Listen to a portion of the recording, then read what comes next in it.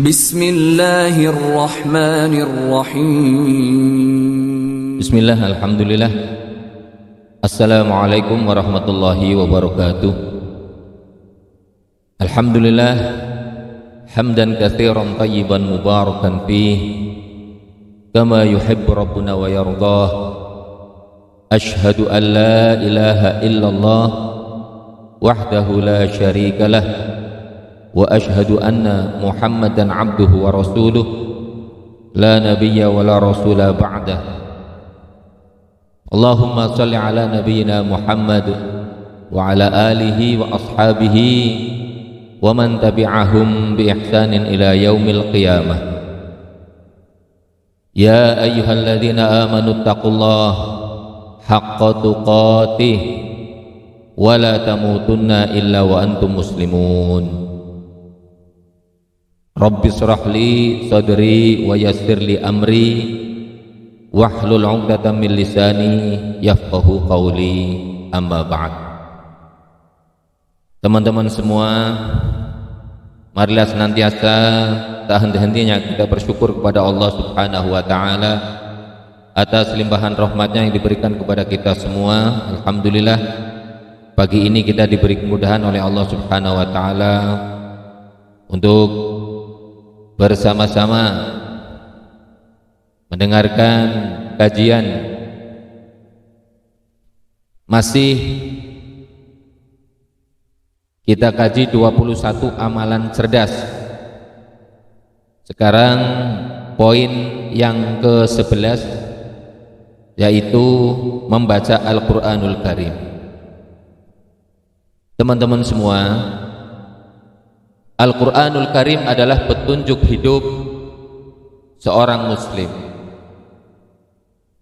Maka sudah sepantasnya seorang muslim memahami petunjuk yang ada di dalamnya. Sedangkan Al-Quran berbahasa Arab.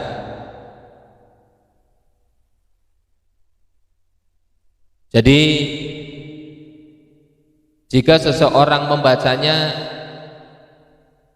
terutama umat Islam di Indonesia, dia tidak akan mungkin tahu apa yang terkandung di dalamnya kecuali dengan membaca translate atau terjemahannya ke dalam bahasa Indonesia. Sehingga maksud dan tujuan Al-Quranul Karim diturunkan akan sampai. Kenapa Al-Quran itu tidak bisa diamalkan dalam kehidupan? Karena orang yang membaca Al-Quran, dia tidak memahami apa yang ia baca, sehingga Al-Quran hanya sebagai bacaan-bacaan saja yang tidak dimengerti oleh yang membacanya.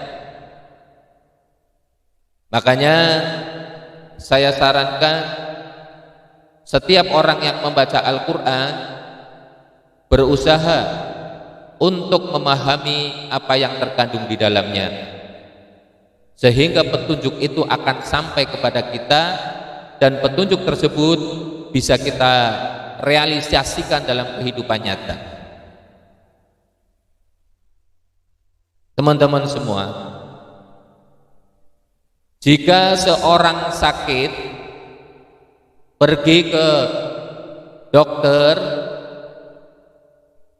maka dokter akan menyarankan beberapa saran kepada si pesakit tersebut. Dokter akan memberinya resep, di mana ketika seorang pasien itu melaksanakan apa yang diresepkan oleh seorang dokter, maka insya Allah pasien tersebut akan sembuh dari sakitnya. Akan tetapi jika si pasien hanya membaca resep dari dokter tersebut dan tidak dilakukan atau dia tidak melaksanakan apa yang disarankan oleh dokter dalam resep tersebut, sudah pasti penyakitnya tak akan kunjung sembuh. Sebenarnya hal itu terjadi pada kaum muslimin. Ketika Allah Subhanahu wa taala memberikan resep kepada kaum muslimin supaya kaum muslimin ini tidak berpenyakit hatinya, tidak berpenyakit fisiknya, maka Allah Subhanahu wa taala memberikan resep kepadanya. Namun sangat disayangkan, boro-boro memahami atau melaksanakan resep dari Allah, membacanya saja terkadang kaum muslimin sampai lupa.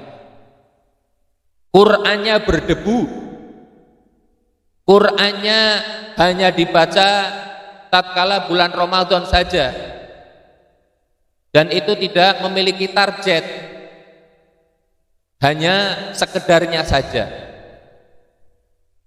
Padahal perlu diketahui, ada beberapa keutamaan membaca Al-Quran yang harus kita pahami, sehingga kita akan selalu semangat di dalam membaca dan mempelajari Al-Quranul Karim.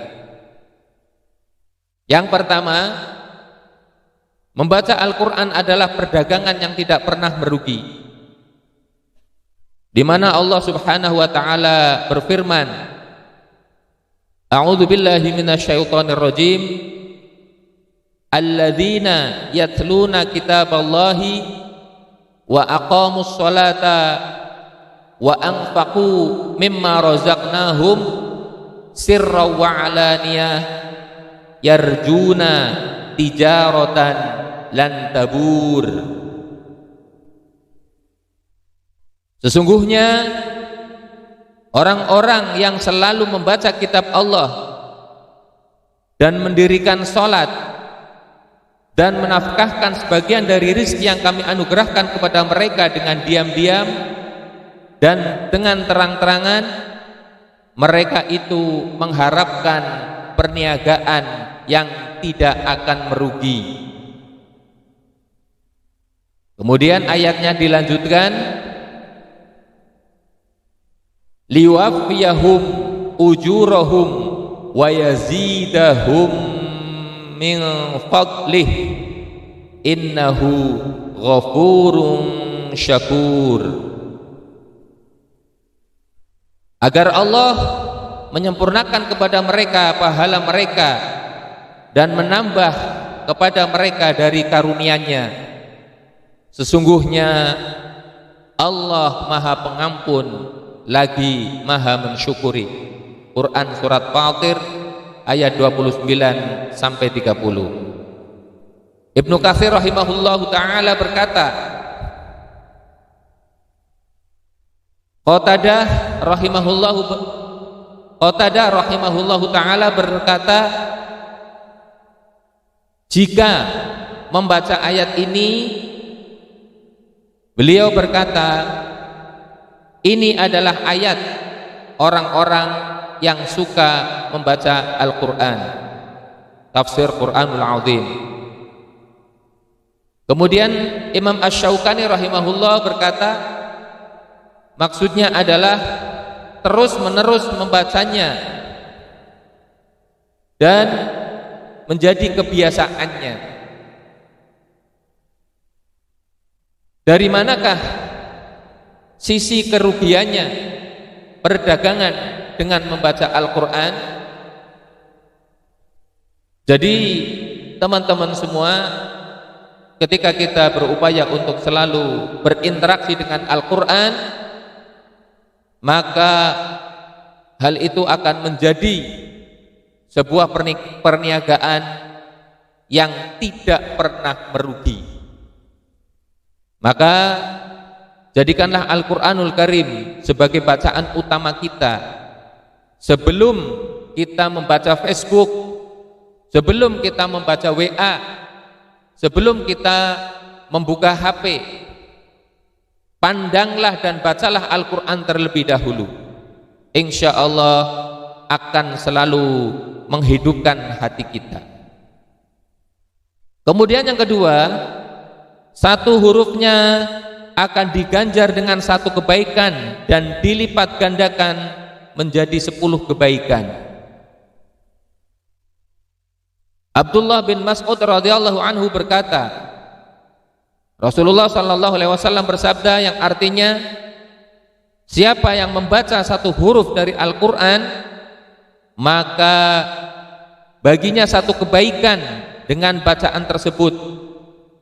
Satu kebaikan dilipat gandakan menjadi 10 kebaikan yang semisalnya. Dan aku tidak mengatakan alif lam mim satu huruf, akan tetapi alif satu huruf, lam satu huruf, dan mim satu huruf. Hadis riwayat At-Tirmidzi sahih. Kemudian Abdullah bin Mas'ud radhiyallahu anhu berkata, pelajarilah Al-Quran ini, karena sesungguhnya kalian akan diganjar dengan membacanya setiap hurufnya 10 kebaikan.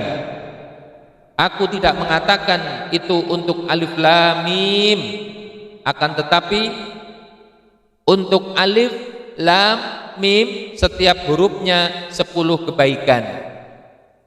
Jadi teman-teman semua, ketika kita membaca alif lam mim, insya Allah kita sudah mengantongi 30 kebaikan. Maka menjadi sebuah kerugian yang sangat besar ketika dalam keseharian kita sama sekali tidak membaca satu huruf pun. Dan ini sudah terjadi di kalangan kaum muslimin. Mereka lupa dengan kitab sucinya, tidak pernah membacanya, apalagi memahami isinya. Masya Allah. Maka marilah kita bersama-sama saling mengingatkan agar supaya kita semuanya selamat di dunia dan di akhirat. Karena dengan kita membaca Al-Quran, kemudian kita mempelajari apa yang terkandung di dalamnya, Allah subhanahu wa ta'ala akan memberikan petunjuk kepada kita dan akan dimudahkan kita untuk mengarungi jalan yang benar, sehingga kita akan selamat di dunia dan di akhirat. Teman-teman semua, selanjutnya membaca Al-Quran bagaimanapun akan mendatangkan kebaikan, di mana Aisyah radhiyallahu anha meriwayatkan bahwasanya Rasulullah sallallahu alaihi wasallam bersabda, seorang yang lancar membaca Al-Quran akan bersama para malaikat yang mulia dan senantiasa selalu taat kepada Allah. Adapun yang membaca Al-Quran dengan terbata-bata di dalamnya dan sulit atasnya bacaan tersebut, maka baginya 2 pahala. Hadis riwayat Muslim. Jadi seorang yang lancar membaca Al-Quran diberi kabar gembira oleh Rasulullah sallallahu alaihi wasallam bahwa dia akan bersama para malaikat yang mulia yang selalu taat kepada Allah. Dan orang yang membacanya masih terbata-bata, belum lancar, maka ia akan mendapat 2 pahala. Yang pertama pahala membaca, dan yang kedua adalah pahala belajar. Maka marilah senantiasa kita selalu untuk berusaha dalam keseharian kita, jangan sampai hari-hari kita tidak membaca Al-Quran. Yang terakhir, membaca Al-Quran akan mendatangkan syafaat, di mana Abu Umamah Al-Bahili radhiyallahu anhu berkata, yang artinya, aku telah mendengar Rasulullah sallallahu alaihi wasallam bersabda, bacalah Al-Quran, karena sesungguhnya dia akan datang pada hari kiamat sebagai pemberi syafaat kepada orang yang membacanya. Hadis riwayat Muslim. Ini yang bisa saya sampaikan. Mudah-mudahan yang sedikit ini bisa membawa manfaat untuk kita semua dan kita dijadikan ahlul Quran yang kelak akan mendapat syafaat di yaumil qiyamah. Wallahu a'lam bissawab. Wassalamualaikum warahmatullahi wabarakatuh.